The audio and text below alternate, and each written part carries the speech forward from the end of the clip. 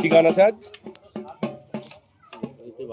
বাহ, বাউল দেওয়াই ভালো, ঠাকুরে যাই।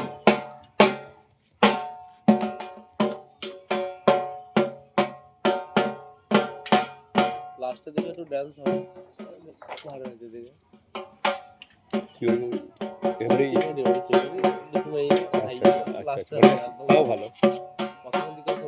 না না না,